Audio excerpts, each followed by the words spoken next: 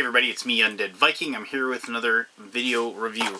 The game that I am going to be reviewing today is a cool little card game called, well, here, I'll show you the side. It's called Shogun Showdown, or Shogun Showdown, or, well, basically, there you go. This is the box that I got. It is a trick-taking game, and I like cool little trick-taking games, but trick-taking games, I've played tons of them in my lifetime. You know, it started with, you know, just playing, like, you know, spades and stuff like that with my grandparents, and then in college, you know, playing really serious games of hearts with me and my buddies and things like that. But as we've progressed, like, you start, like, seeing other, like, games that are trick-taking games that have their own little spiel to them, and own little switch-arounds and so on and so forth. And you've kind of gotten to the point where you need, like, a cool little, like, not a gimmick, I don't want to say, but like something that kind of makes you stand out. And Shogun Showdown has that. I mean, it has the cool aspects of a trick-taking game, but it has a cool and fun little dexterity portion that they've added onto the game that I really enjoy, that the designer Sean Howard put in. So what I'm going to do, I'm going to show you how to play Shogun Showdown. It's not going to take a long time. If you've played a trick-taking game, you're going to know how to play the game pretty quickly. But I'm going to actually, but I'll show you the aspect of the game that is different, obviously, and that is, of course, the dexterity portion, because you will be using these cards like a shuriken, and you'll be throwing them at temples, if that makes any sense to you. But it will make sense to you very, very soon.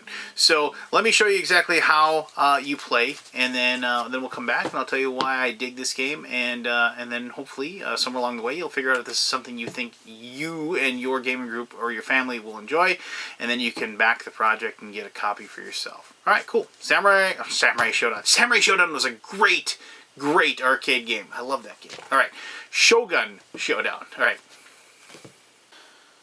All right, this is Shogun Showdown. This is your deck of cards, and your copy will probably not come with the cool-looking Viking figurine, but it's been a while since I've shown off Hrothgar there, so I'm just going to leave him in the site.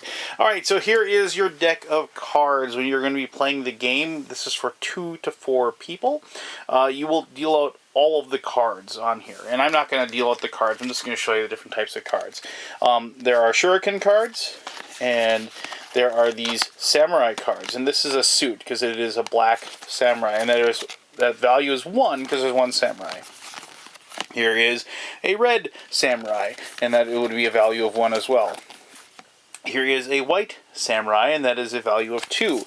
And there are also temple cards. All right, so when you deal with the cards, you'll have a hand of these cards. Let's just say, you know, like you have this hand of cards, and then the game starts by the person with the lone red samurai has to lead to start with. So if you're familiar with games of if you're familiar with playing trick-taking games, it's like you have the lead. So that person leads with the 1 red samurai, and then it goes around the table. So like the next person might lay, oh, I have red because they had to follow the same color. They say I have 2 red samurai, and then say like the next person looks at their hand and they don't have any samurai, so they have to lay a red samurai, I should say. So they lay down one of their temple cards. Temple cards are never worth anything, so you just lay one down, and then maybe perhaps the other person, you know, just puts down a shuriken card. Shurikens are once again not worth anything. This would be a shuriken of level 3, so you know it just isn't valuable. So the person that put the 2 red samurai would win that trick. They would take that and they'd put that off to the side, and then they would lead. And so they go through there and they're like, oh, okay, well I have 2 white, you know, samurai. So then that's a value of 2, and that's the suit would be white. And so then the next person goes and says, well, I don't have any white samurai once again, so I better have to use one of the other cards. And so they're going to put down one of their shurikens, and then the next person looks through their cards and is lucky enough to have say like a white samurai card. I just had it. Here we go. Here's a 3 white, and so they're gonna, and then the other person unfortunately also has a samurai or white samurai card, and they place that down, and so this person wins it. And so they go like that, and they collect it, and they put that over then their tricks. And so if you play trick-taking games, you know how it's played. The only other difference is that if you actually have a shuriken, you can lead with a shuriken, and that has no suit. But then the other people have to play shurikens to follow up if they want to win, and they have to play a shuriken that has more points or tiles to it. So, like this person, maybe they don't have one, they play a temple. This person has a really low-level shuriken, but this person actually has a really high-level shuriken. Look at all those little points to it, and so then they'd take the trick. Okay, so I'm not going to show you all that. The only other real wrinkle is that, since I remember I said the temples don't win, so if you played a temple, if every other person plays a temple, because temples can't normally win, so then they go temple, temple, temple, temple, like that. The last person to put a temple down takes the trick, and then they'll take that. So, alright, so you get done, all is said and done, everybody has completed, everybody's collected their tricks. So now you're going to move into, like, the bonus dexterity round of the game. So at this point, you go through and you find out whoever claimed the most temples during that round will be the defender. And now they have to make their temple. And you make your temple by actually just applying one of these little clips like so. And then you stand up your temple like that. And the first person to 4 temple cards win, but you have to set this up. And what happens then is that each person goes through their the cards that they won, and they take out their shurikens like so. And what they're going to be doing is that, starting with the person with the least number of shurikens and working their way up to the person with the most, you start on the other side and you start flicking, and I'm not very good at this portion. They start flicking, and I'm not this close. They actually have to be a little further away. They start flicking the cards at the temple, trying to knock it over. So here, let me see if I can do this. There we go. There, cool. I was actually like a foot away when I threw that, so don't be too impressed. But, so if they do manage to knock it down, then the person who knocks it down gets a temple card themselves, and they put that over in their play area. Because the first person that has 4 of these is the winner of the game. If nobody knocks down that person's temple, they get to claim an extra temple card as their bonus. And so when you have 2 temple cards, and you set up, you go like this, and so the temple is a little bit big. It is possible, and it's happened, that like one of the temple cards could fall off and the other one will still stand. If that happens, their temple hasn't been destroyed, and so you have to keep trying to throw and knock those over. Your third temple card, and this gets a little tricky, so I do apologize, you actually have to set it up there, and you have these 2 other clips. I'm going to try to do this without ruining my 2 base here. There's these 2 extra clips. And like I said, I'm not... This part always seems to want to fall apart on me. Maybe I'm just not clever enough. But I think that's the whole point. It's supposed to be a little difficult. You know what? I'm going to do movie editing here.